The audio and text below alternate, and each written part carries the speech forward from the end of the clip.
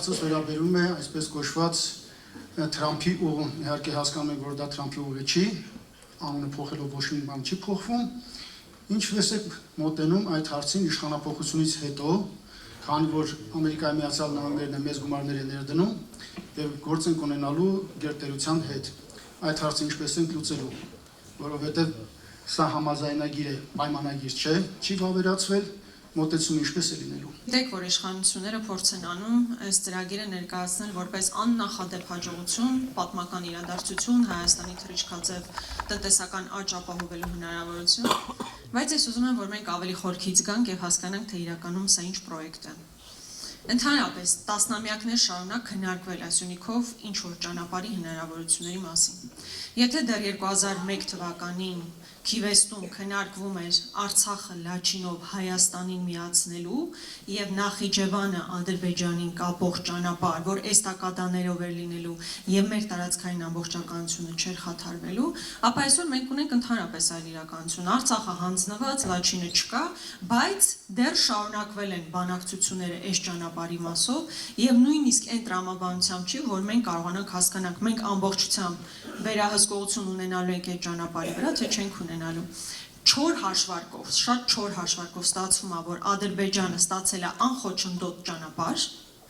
իր հիմնական ցանկությունը, որպեսզի թուրքական աշխարհը կարողանա անխոչնդոտ միմյանց հետ կապ ունենա։ Եվ այսօր Ադրբեջանի հիմնական պահանջը, որ Հայաստանի Հանրապետությունում հայի անուն ազգանունով դեմքով մարդ չպետք է հանդիպի, իրականություն է դարձել։ Հիմա դա իհարկե փորձում են փաթեթավորել, որ back office-ը լինելու, front office-ը լինելու, այսինքն հայերը հետևն են լինելու նստած, ինչ որ մարդիկ դիմացն են լինելու նստած, բայց չոր հաշվարկով դա է ստացվել։ Ադրբեջանն ասել է, ես այս տարածքով պետքա գնամ ու հայի դեմք չպետքա տեսնեմ, իրականացրել են։ Ու անխոչնդոտ։ Այդ բառը ինքնին նշված է պայմանագրի մեջ։ Իհարկե որպես հակադարձում ասում են, բա պայմանագրի մեջ է 16 անգամ տարածքային ամբողջականություն ու սուվերենություն բառերն են նշված, հա հետո ինչ որ նշված է, նույնիսկ ավելի կասկածելի է թվում, որ այդքան շատ է նշված։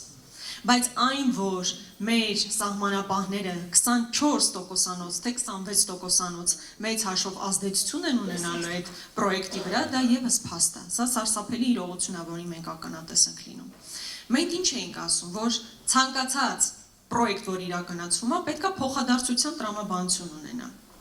Հիշում եք առաջին օգոստոսի 8-ի պայմանագիրը, որ կնքվեց, ասում էին հետևյալը, Սյունիքով անցնող ճանապարհի վրա ինչ ռեժիմ լինի, մենք նմանատիպ ռեժիմ ստանալու ենք։ Այսինքն փոխադարձ է լինելու, մեր կողմից միակողմանի զիջում չի լինելու։ Բայց էլի տեսանք, որ չոր հաշվարկով տեղի ունեցավ հակառակը։ Հիմա մենք այդ հարցադրումները տալիս ենք, մենք անխոչնդոտ որևէ տեղով անցնելու ենք։ Օրինակ ես որ ուզենամ գնամ Կապան։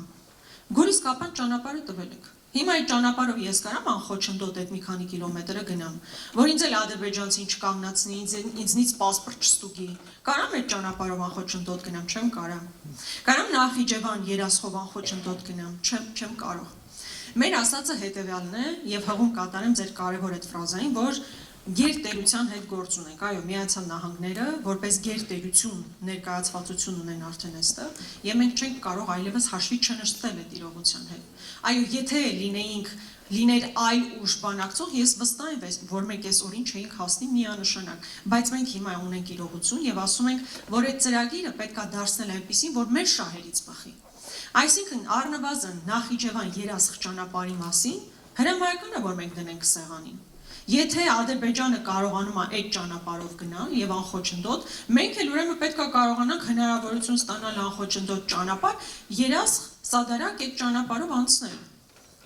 Դա պետք է բանակցել հաշվի առնելով քո պետական շահը։ Այսինքն մենք ունենք իրողություն, որի հետ առերեսվում ենք, որի խութեր հասկանում ենք, որտեղ լուրջ խնդիրներ տեսնում ենք, եւ դրա համար պետք է լուրջ բանակցություններ, որոնք մեզ կտան նոր հնարավորություններ։ Երկրորդ կարևոր բանը, որ ուզում եմ անպայմանորեն նշել, հետեւյալն է։ Դուք գիտեք, որ կա 70, ուզում եմ թիվը ճիշտ հիշել, 74-26, թե 74-26 համամասնություն։ Հիմա այս 74-ն էլ դեռևս պարզ չի ամբողջությամբ ինքը զուտ ամերիկյան ներդրում լինելու, թե չէ,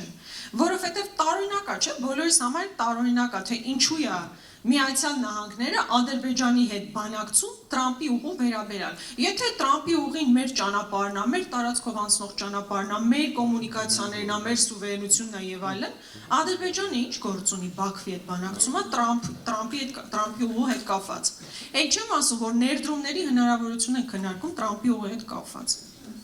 Այսինքն այստեղ լուրջ խնդիր կա, բա որ մի տարուց Միացյալ Նահանգներն ասում են, ես այդ տարածաշրջանում շատ մեծ հետաքրքրություն չունեմ եւ իմ այդ մասնաբաժինը վաճառում է պայմանական Թուրքիային, որ հիմնական օպերատորն է տարածաշրջանում։ Մենք ստեղ ասելու բան պիտի ունենանք, թե չպիտի ունենանք։ Դա կարգավորված է փաստաթղթով, կարգավորված չի։ Իհարկե այնտեղ ասում են պետքա կոնսենսուսով լինի, հայկական կողմը պետքա իր համաձայնությունը հայտնի, այսօրվա իշխանությունը երազեին։ Կասեն ինչ խնդիր կա, տվեք Թուրքիային, բայց չէ որ եղբայրություն, հարևանություն եւ այլն, բայց մենք հասկանում ենք, չէ որ դա խնդիր է։ Այսինքն այդ խնդիրը եւս կա, որ հաջորդ իշխանության համար լրջագույն մարտահրավեր է, այնպես բանակցել, որ հնարավոր չլինի այդ փաթեթը, որ Միացյալ Նահանգների վերահսկողության տակ է լինելու, անխոչնդոտ անցնի ադրբեջանական կամ թուրքական վերահսկողության։ Եվ այստեղ էլ մենք շատ լուրջ աշխատանք ունենք տանելու, հասկանալու թե այդ ինչ ներդրումներ են, որ պետքա գնան Տրամպի ուղի հետ կապված, այդ նավթային գործարքները, որ հիմա բանակցում են Բաքվի եւ Վաշինգտոնի միջեւ, սրանք իսկապես լուրջ մարտահրավերներ են, որոնք մենք առերեսվում ենք եւ դրա համար ենք ասում, որ հաջորդ իշխանությունը իսկապես լուրջ խնդիրներ է ունենալու, բայց րոպե առաջ պետքա փոխել, որ կարողանանք այս բանակցությունները նորմալ տանել։ Միացյալ Նահանգների հետ հարաբերությունները բնականաբար պետքա շարունակվեն, պետքա խորանալ եւ այլն եւ այլն, բայց որպես մարդ ով կարդացել է Միացյալ Նահանգների վերջին ընդունված ստրատեգիական փաստաթուղթը իրենց ազգային անվտանգության ռազմավարության, այնտեղ մի նախադասություն չկա Հարավային Կովկասի մասին։ Իրանք ասում են, որ իրենց հիմնական առաջնահերթությունը Ամերիկա մայրցամաքն է, Գրենլանդիա, տեսնում եք, ինչ-որ առաջնահերթություններ ունեն, բայց այդ առաջնահերթությունների մեջ Հարավային Կովկասը չի մտնում։ Եվ ընդհակառակը նույնիսկ ասում են, դա ավելի Պուտինի տարածքն է, բառացի է ասում, ասում են Պուտինի ազդեցության գոտի։ Հիմա այստեղ էլ պետք է հասկանանք, հիմա ինքը ճանաչում է տարածաշրջանը Պուտինի ազդեցության գոտի միևնույն ժամանակ ներդրումներ է կատարում, այդ ներդրումների հետևանքը ինչ պետք է լինի։ Ես էլ չեմ խոսում տնտեսական կոմպոնենտի մասին, որովհետև 42 կիլոմետր ճանապարհը տնտեսական արդյունավետություն չի բերելու մեզ։ Հատկապես եթե դրա 76%-ն էլ գնում է մեկ այլ կազմակերպության, այսինքն Միացյալ Նահանգներին։ Որպեսզի դուք հասկանաք ընդհանուր պատկերացում, այսօր Թուրքիան եւ Ադրբեջանը Վրաստանի տարածքով իրանք հաղորդակցություն ունեն։ Եվ իրանց թողունակության շատ փոքր հատվածն է ծածկվում, այսինքն Թուրքիան Ադրբեջանին կապող այլ խողովակներ կան, քան այն ինչ պետք է հիմա կառուցեն Հայաստանի Հանրապետությունում։ Այսքան խոսում են խաղաղություն, բայց Թուրքիայի եւ Ադրբեջանի այդ սահմանը փակ է։ Իսկ եթե այս կոնֆլիկտի պատճառով էլ Իրանի հետ որոշակի լարվածության ֆոնին նաև Իրանի սահմանը փակվի, այսինքն դառնալու ենք երկիր, որի 4 հարևաններից 3-ը փակ է պահում սահմանը, այսինքն իսկապես աշխարհաքաղաքական լուրջ մարտահրավերներ են այստեղ առկա, որոնք կարող են հաղթահարվել եւ հնարավորություններ դարձնենք նորմալ բանակցությունների միջոցով, իսկապես նորմալ բանակցությունների միջոցով։ Քանի որ միջև այս բանը չեմ խոսել, հուսամ շատ չեմ ձանձրացնում մի բան ասեմ։ Աշխարհն իսկապես շատ արագ է փոխվում։ Եվ սա հավանաբար վերջին 1 ամսվա ընթացքում ամենահաճախ արտաբերվող նախադասությունն է, որ աշխարհակարգը փոխվում է։ Հիմա մեծ հաշվով չկա այդ աշխարհակարգը։ Եվ այդ